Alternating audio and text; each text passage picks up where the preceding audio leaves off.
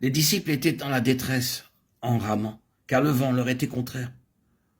Tous les croyants fidèles font cette expérience. Depuis quelques années, les tentations semblent s'accroître en nombre et en sévérité. Ceux qui sont au Seigneur paraissent souffrir beaucoup plus.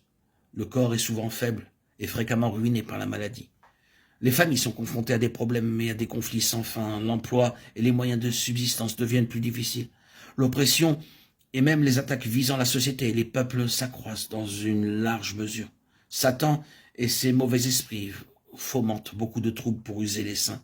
Oh, combien grands de nos jours sont les vents contraires. Or, si vous êtes dans la voie tracée par le Seigneur, vous aurez à faire face, sans nul doute possible, aux vents contraires. Et grande sera la difficulté. Voyons par exemple la situation dans l'Église. Qu'est-il arrivé ces dernières années? Toutes sortes d'hérésies se sont glissées dans l'œuvre de Dieu. La tromperie des esprits mauvais s'est grandement accrue. Et l'Église est devenue plus mondaine que jamais. Dans une époque comme celle-ci, si vous persistez à demeurer fidèle, à marcher dans la voie tracée par le Seigneur, pouvez-vous naviguer contre le vent sans ressentir la détresse? Il vaut mieux souffrir que d'aller à la dérive. Il est préférable de se trouver dans la détresse en ramant que de naviguer avec le vent, d'emprunter un chemin difficile que celui de la facilité et de dériver. Aller à la dérive ne demande aucun effort.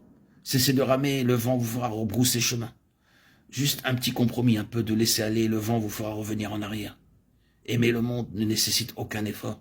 Suivre le monde ne demande aucun effort. Mais demeurer fidèle au Seigneur est le meilleur moyen de rencontrer le vent contraire et de bientôt ressentir de la difficulté en ramant. Il est aisé de revenir sur les anciennes positions et plus difficile pour nous d'aller de l'avant. Toutefois, c'est le moment d'être fidèles. Puissions-nous marcher dans les voies prédéterminées par Dieu. Il est à remarquer ensuite que les disciples ont ramé du soir jusqu'à la 4e veille de la nuit, alors que les Juifs n'avaient que 3 veilles. Les Romains, auxquels l'évangile de Marc se rapporte le plus souvent, en avaient 4. Or, le début de la 4e veille était à 3 heures du matin. Les disciples du Seigneur continuaient de ramer, car ils ne pouvaient pas retourner en arrière ni trouver de l'aide auprès de ceux de Capharnaüm. Si la période de la 4e veille est évidemment la plus sombre de la nuit, elle met aussi un terme à cette même nuit. Or, c'est précisément à cette période que nous faisons référence.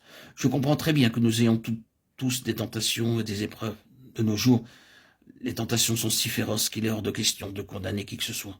Cependant, le plus grand péril aujourd'hui, c'est de se refroidir, un tant soit peu, de faire quelques compromis ou de faire une petite sieste, car nous sommes réellement fatigués. Au début, il y avait de la force pour tenir ferme, car l'amour nous pressait.